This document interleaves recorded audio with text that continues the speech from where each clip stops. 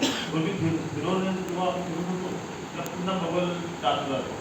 आम्हाला ते खूप जास्त कठीण लागतं. आणि लेवल घेताना जे लेवल सपाट होतं म्हणजे काही लेवल अशा होत्या की डायरेक्ट तो दुर्बीण जे होती ते डायरेक्ट त्याच्यामध्ये दगड दिसतो ते राहणार स्टाफ दिसत राहतो. तर त्याच्यामुळे आम्हाला मग वारंवार तो स्टाफ एक जवळ घ्यावा लागला. नाही तर मग आम्हाला ते लेवलच म्हणजे दुर्बीणच चेंज करावं लागलं. एका ठिकाणी असं झालं होतं की आम्ही आमचा स्टाफ पूर्ण 4 मीटर पूर्ण उघडला.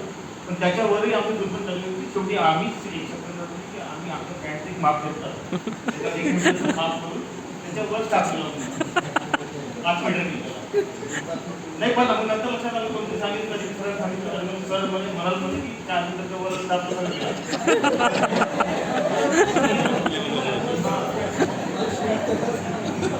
आम्ही मग आम्हाला असं वाटलं बॅलन्स करून टाकून आम्ही तेही पण प्रयोग करून आम्हाला ओव्हरऑल एक्सपिरियन्स चांगला झाला आणि आम्हाला बरंच काही शिकायला मिळालं. आणि दुसरं म्हणजे आता पुन्हा दुर्बीण पुन्हा एकदम ट्रेनिंग करून केल्यानंतर आपण हाताळायला इश्यू नाही पूर्ण असं वाटतं की माहिती आता पुन्हा हे हा विषय पुन्हा कानावर पडेल मी ऑफिसमध्ये गेल्यानंतर कारण काम माहीत आता येते की नाही.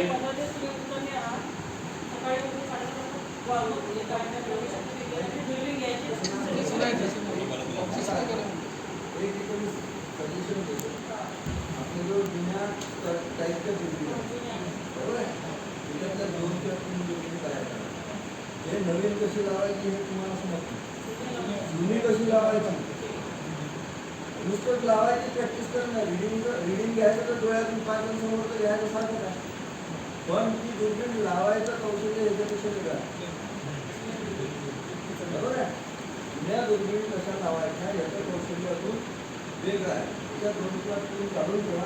नुसतीच लावायची प्रॅक्टिस करा. रिडिंग घेतायचा तुम्हाला सगळ्यांनी ठीक आहे. कारण तुम्हाला या नवीन दुर्बीण तुमच्या आपल्याला मिळणार नाही. जुन्या टाईपच्या